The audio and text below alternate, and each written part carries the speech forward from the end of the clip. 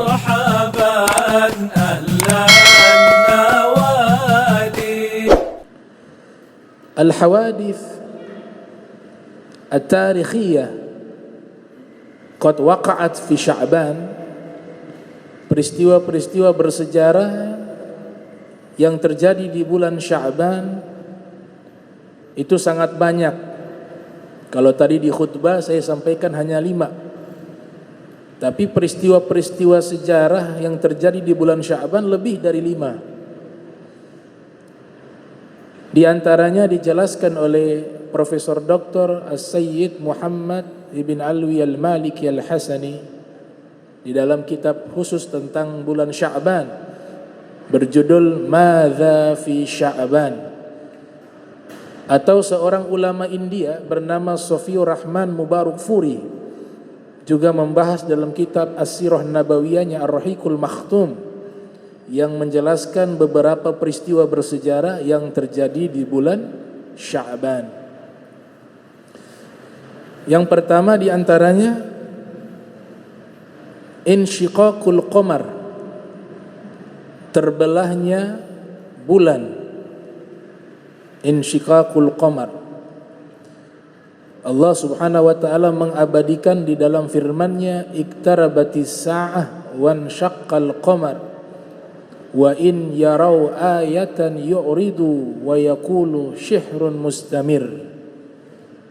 Apabila telah dekat hari kiamat dan bulan terbelah, ketika itu mereka melihat tanda yang jelas, mukjizat yang nyata, dinamakan dengan mukjizatan hissiyatan, mukjizat yang konkret yang bisa disaksikan dengan indera, dengan mata, dan bisa melihat secara langsung terbelahnya bulan. Namun mereka berpaling, yakni orang-orang musyrik, dan mereka mengatakan bahwa ini adalah sihir yang terus-menerus dilakukan oleh Nabi Muhammad sallallahu alaihi wasallam. Padahal itu permintaan mereka. Di sini diriwayatkan mereka meminta kepada Nabi Muhammad sallallahu alaihi wasallam. Al-Imam Ibnu Hajar Al-Haytami mengatakan peristiwa ini terjadi 5 tahun sebelum hijrahnya Nabi ke kota Madinah. Al-Imam Ibnu Hajar Al-Haytami menyatakan peristiwa ini terjadi 5 tahun sebelum hijrahnya Nabi Muhammad sallallahu alaihi wasallam. Jadi mereka yang meminta kepada Nabi untuk membelah bulan. Dinyatakan di dalam riwayat tokoh-tokoh besar musyrik Quraisy, di antaranya ada Abu Jahal, ada Mughirah, dan tokoh-tokoh besar lainnya.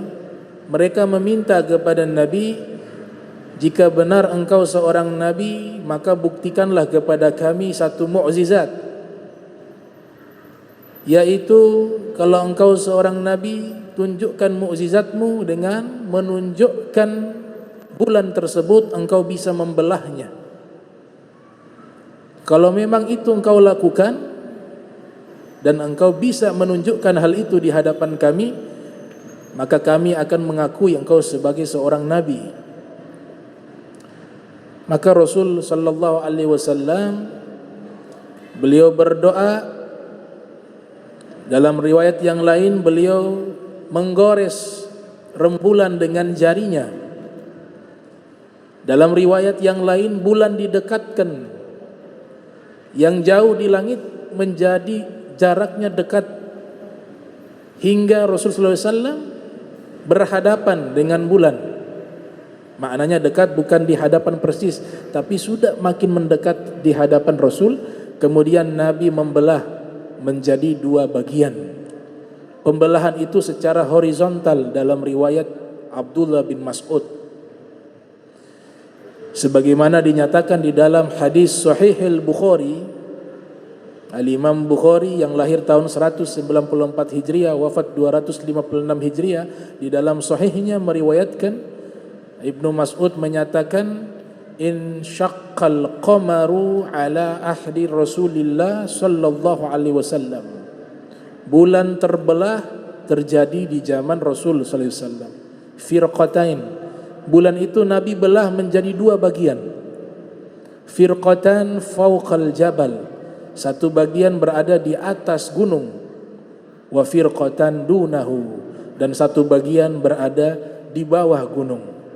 Artinya posisinya yang satu di atas, yang satu di bawah. Itu riwayat Ibnu Mas'ud. Bahkan dinyatakan di dalam kitab-kitab Dalail Nubuwah, seperti kitab yang ditulis oleh Al-Imamul Baihaqi yang dilahirkan tahun 384 Hijriah, Rasul sallallahu alaihi wasallam juga pernah menahan matahari. Matahari yang tadinya tenggelam kembali terbit. Peristiwa ini terjadi ketika Nabi sallallahu alaihi wasallam berada di tempat yang dinamakan Khaybar. Satu tempat namanya Khaybar. Di lokasi namanya Sohba. Satu tempat di Khaybar namanya Sohba. Nabi mengutus Imam Ali bin Abi Thalib dalam satu hajat, satu keperluan di waktu zuhur. Ketika Imam Ali bin Abi Thalib pergi, Nabi sholat zuhur. Kembalinya Imam Ali bin Abi Thalib sudah tiba waktu asar.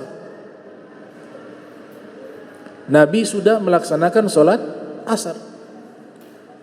Dan mungkin waktu itu, waktu asar mau habis, sudah mendekati maghrib. Karena diceritakan Imam Ali kembali setelah Nabi melaksanakan sholat asar dan tidak lama matahari tenggelam.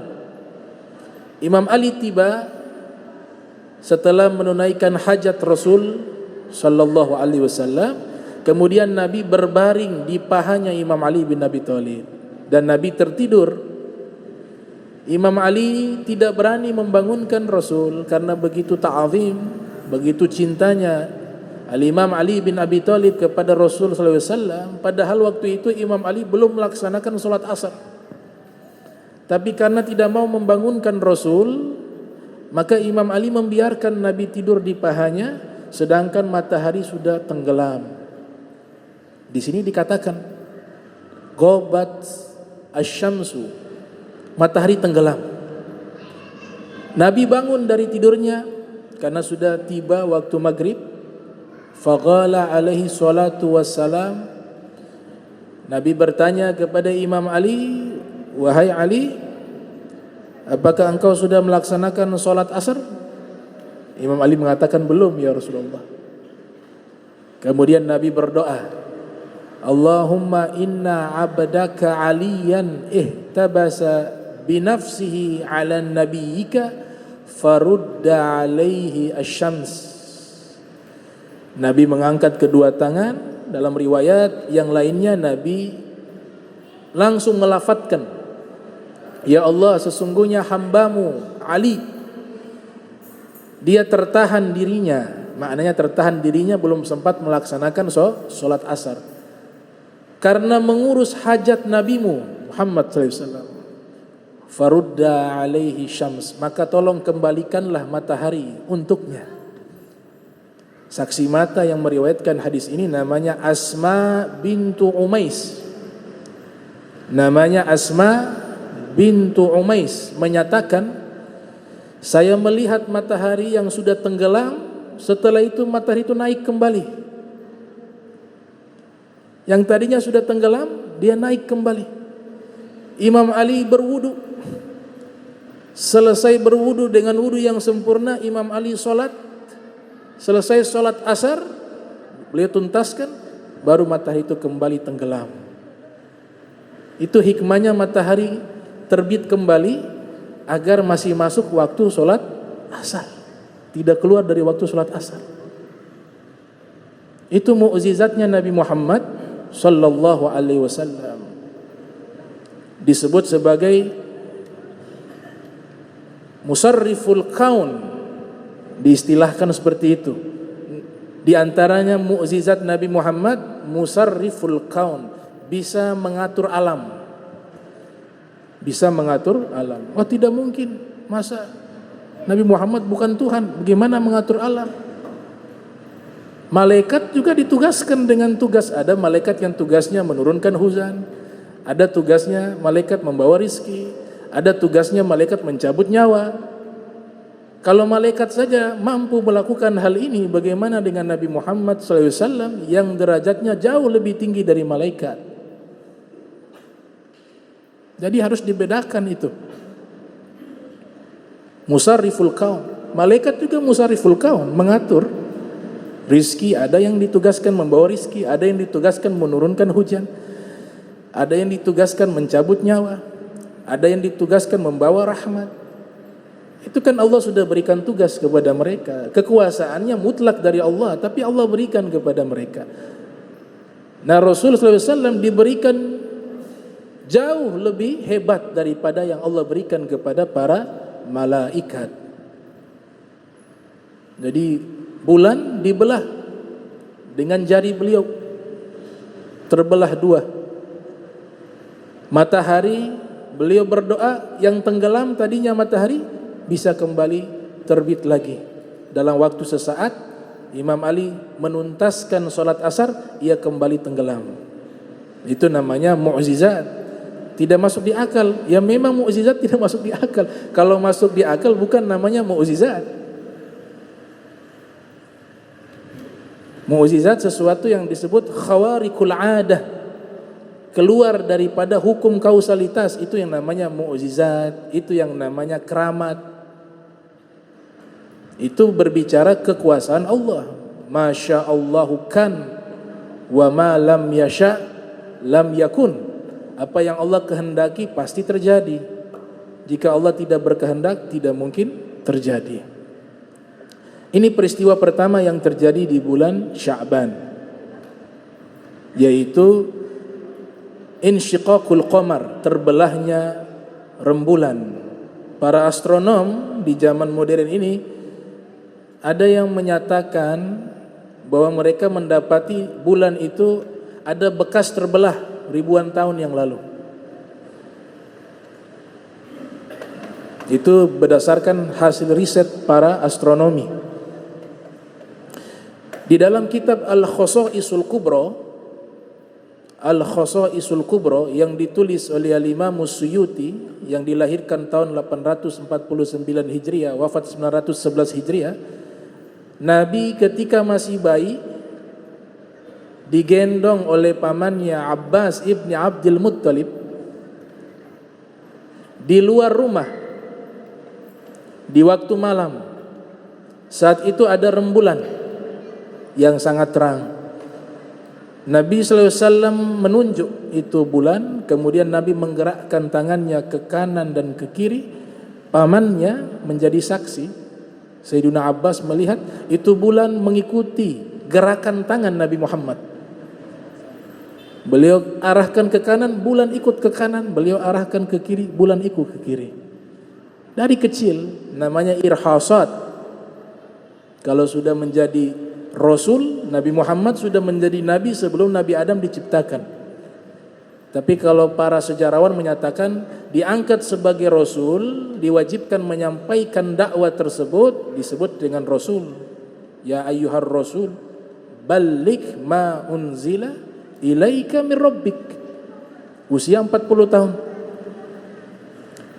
Nah, sebelum diangkat menjadi Rasul, Nabi SAW masih anak-anak, sudah menunjukkan hal yang luar biasa. Di antaranya berkaitan dengan rembulan. Nabi bermain dengan rembulan dengan gerakan tangannya. Nabi arahkan, tunjuk itu rembulan, Nabi arahkan ke kanan, rembulan ikut ke kanan. Nabi arahkan ke kiri, bulan itu ikut ke kiri. Itu diriwayatkan dalam kitab Al-Khosaisul Kubro yang ditulis oleh Al-Imam Jalaluddin As-Suyuti.